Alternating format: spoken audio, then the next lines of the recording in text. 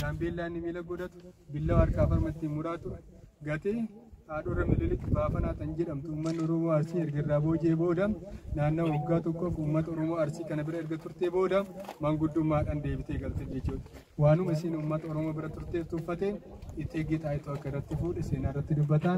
Saniif inni illee nama boojuu jalqabe. Uummata Oromoo Arsii kana boojii akkana gadi lakkisu keemikaalatti facaasee hojii isaanii akka soogiddaatti bakkee dhume lafeen isaanii foo hojii wal gallakkisee namni waraanni mililik boojii akkasitti akka dhumu seenaa irratti dubbatama jechuudha. Sanirraa kaasee warri shawallee karaatti cufan jechuudha. Kana tajjeesaa hartu sabatii waan ta'eef waraanni kan kennu keessan qubatu atis nu keessan baatu jedhanii karaatti cufan. Lafin saatawaa namni cabsuuf cabsite akkuma jedhanii mammaa kan sana Oromoota Arsii keessaa fi Oromoota Shawaa keessaa namoota beekamoo bitate. Arsii keessaa namicha Tukee Maammaa jedhamu. Turii Saanjaa, Bojoo Buturaa, Gadaa Jawwee, Buttaa Qulcee, Daamoo Abbaa Bubbee, Biitee Lillaatoo, Diinsaa Ilmaa, Diraa Duchiisaa, Galatoo Shaaqaa, Dilbatoo Bultuu kan jedhamu erga bitatee booda namicha Tukee Maammaa jedhamu fuudhee gara Finfinneetti geessee itti soddoomee gara Zuwaa irraan deebise jechuudha. Itti aanaa isaa kan ture Baree Kajoo kan jedhamu gosti isaa Awlijaana teessoon isaa naannoo Siraaroo kan ture diinni tokko dhufaa jira harka itti haa kennanu jedheeni namichi Tukee jedhamu kan bitame kun diinni ati baantu kun uummata keenyaa ta'a jedhee gaafate uummata keenyaan ta'u jedheeni eeguma uummata kiyyaan taane haga goolloo kiyyaa fi goorroon kiyyaa akka jiru hanga isa dhumaatti ni lola kan jedhu inni waraana keessatti akka dura seenaa irratti dubbatamu. Siisa bareedu walchistaadhaan warri naannawa sanii jechuudha.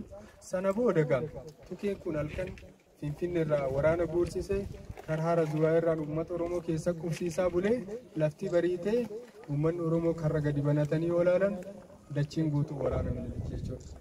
Arsiin loloo jenna dandeenyu diinni marsee dhufe nu qabee maatiin nu dhumaa warri nu dhumaa harka haa kennan nu jedhaniin uummanni muraasanii akka kennatanii asallarraan bahee albasu bakka jedhamu bakka irra caalatti waraanni milikitti dhume jedhama.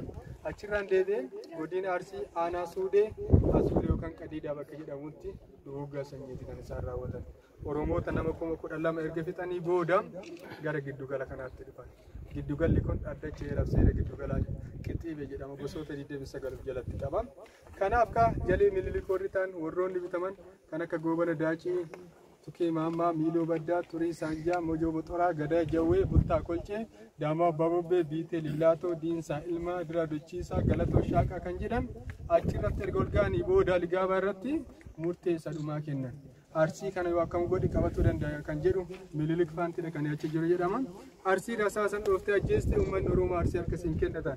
Osoo isaan jiran qaama isaanii irraa cirree mukarratti yoo fannisne qofa harka kennachiisuu dandeenya kan jedhan murtoonsa dhumaati irratti olii galan jechuudha.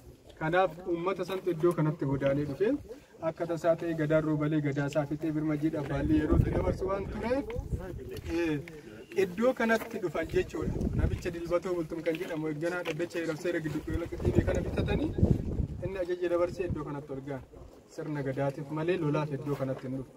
Kanaaf sirna gadaa gaggeessan guyyaa 25 isaan barbaachisaa galaa isaanii qabatanii daadhii qumbii naqatanii korma wal argii fidatanii iddoo kanatti dhufanii gaafa sirna gadaa isaanitti seenanii guyyaa 20 irra gahan waraana mililikiin marfaman jechuudha. Sana booda atin beektu natu si beeka dhufe aadaa kan kee seenaa kan kee sirna gadaa kan kee lafa kaa jedhaniin uummanni hin didee bakka lamatti addaan baan jedhama jechuudha. Qubaan bullaaf lubaan bullorra jedhu warri qubaan bulla jedhu warra gara mililik gore kufootti kaanitti achi ol baasan jedhama. Warri lubaan bulla jedheen aadaa isaa seenaa isaa sirna gadaa isaa gallakkisuu didee qubee geessitiin irra barraa'ee qoree agabsaatiin uffata irra qabsiifame murtoo adda addaa fudhatee gadi duude jechuudha. Abbootii gadaa gosoota 29 irraa dhufan abbootii gadaa Haburaam, abbootii gadaa Weegii, abbootii gadaa Xiyyoo, abbootii gadaa Aladaallee, abbootii gadaa Qoorabdoo, abbootii gadaa Baadossaa, abbootii gadaa Heetosaa, abbootii gadaa Jaawwee, abbootii gadaa Farsaanaa, abbootii gadaa Awlijaanaa jedhanii akkasiin gosoota 29 erga laakkaanii booda dubartoonni illee sirna gadaa keessatti gahee qabu. Haadha Nagaa jedhamu, haadha Urjii jedhamu jechuudha. Haati nagaa jechuun namni tokko lolu dubartiin kabajaa qabdi. Siinqee qabatteetti ililchaa waraana san gidduu baate safuu eeggata waraannis walitti deemu adda dhaabbata. Haati urjillee akkuma qa'i masqalii ammaatti fudhatuu dandeenya. Nama waraana keessaan dhahamee miidhamee jedhe ni kaastii ni yaalte jechuudha. Golbooyitti jira isinitti agarsiisa. Abbootii gadaatiin dubartoota namoota lamaan san golba tokkotti naqaniitti keemikaalatti facaasanii iddoo tokkotti fixan jechuudha. Kanaaf immoo asiin gadi buunee ilaalla anuma hojjetaa.